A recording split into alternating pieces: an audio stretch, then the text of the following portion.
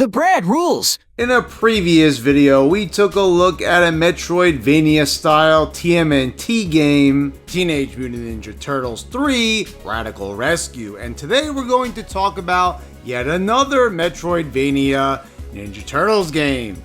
And it would take all the way until 2014 until another game with this style was released. That game is Teenage Mutant Ninja Turtles Danger of the Ooze. Danger of the Ooze takes place in the 2012 series universe, and for some reason this game has been lost to time and is rarely talked about in conversations about Ninja Turtles games. Like, honestly, the 2012 show was a major success and no one seems to talk about this game, but it certainly does deserve to be talked about. The game was developed by WayForward, who had already created some tremendous Metroidvanias in the Shantae series, which are games I highly recommend playing. So they already knew how to make a great game. And I had a lot of fun playing this one, and it did remind me of some of those fine moments I had with the Shantae series.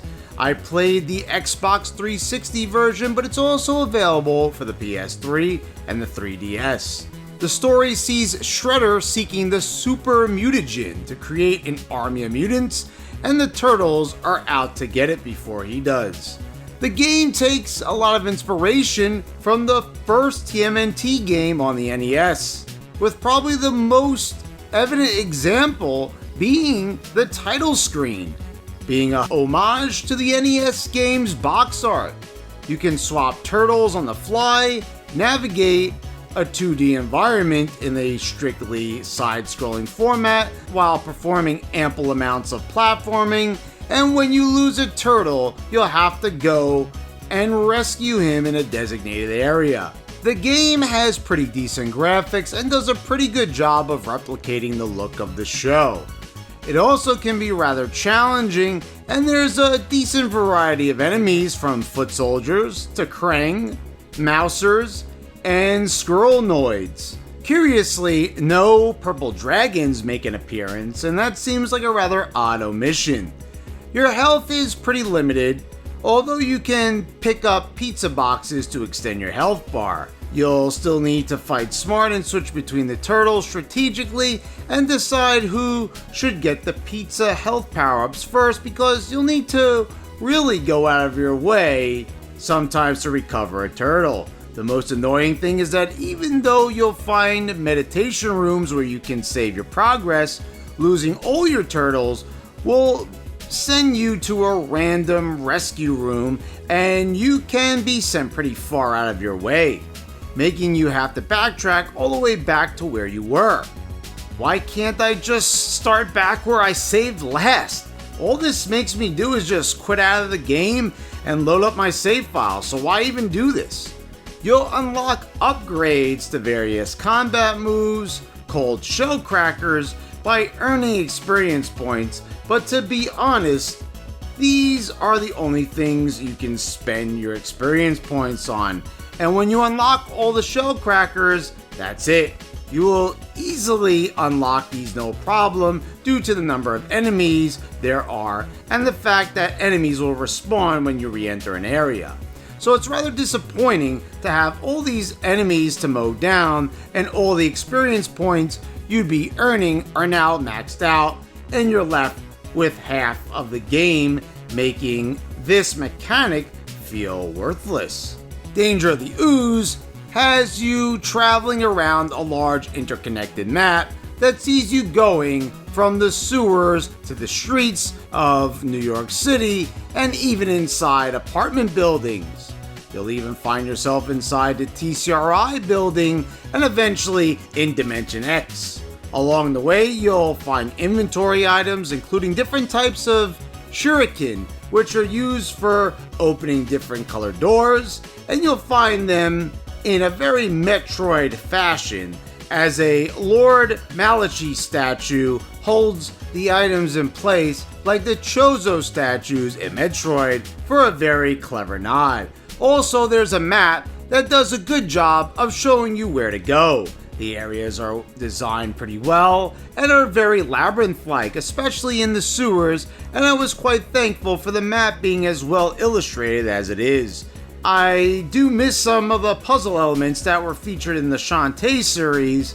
I think a few here and there would have worked really nicely with this style of game.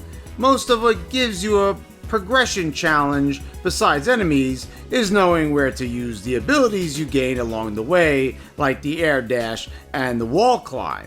You'll encounter bosses along your journey, and although there aren't many, they picked a decent crop of villains, which are Baxter Stockman, Razor, Tiger Claw, Neutralizer, and Shredder.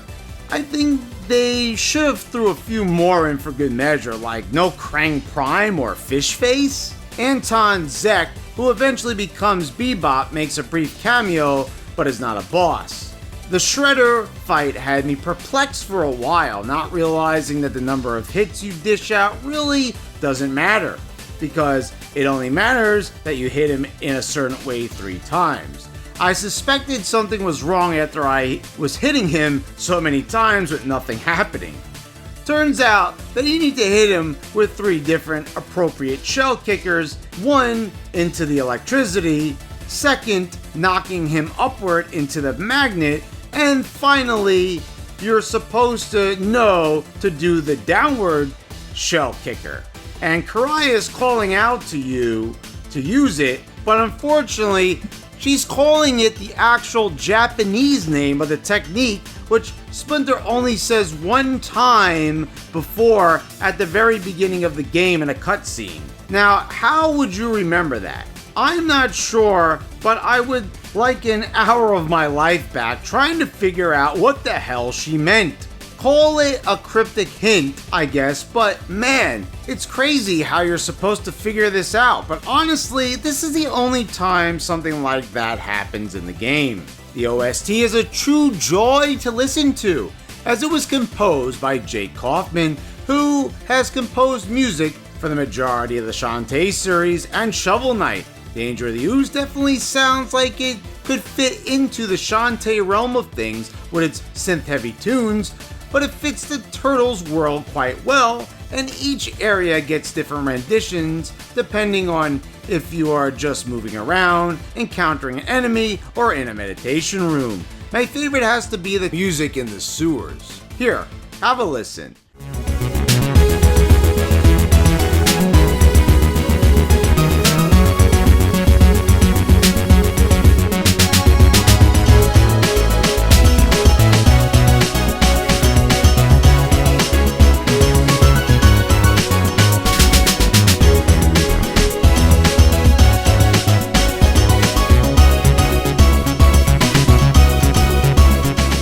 It's also really cool that we have all the voice actors from the show returning to perform their roles, giving the game a good sense of production values.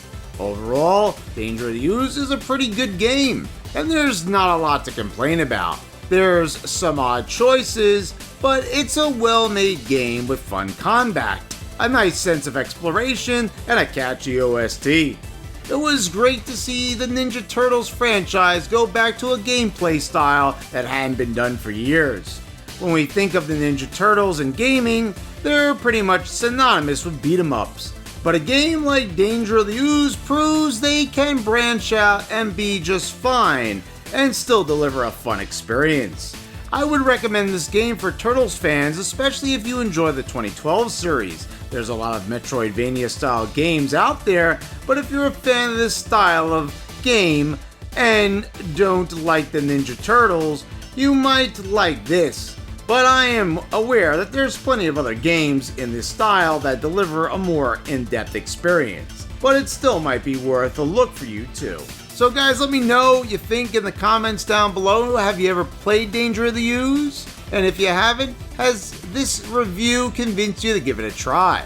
I'd love to know, so let's discuss it in the comments down below, and please subscribe if you haven't already. Click the bells to get all the notifications when I post all my new videos. I want to thank all my subscribers for your continued support, and thank you all for watching. I'll see you next time.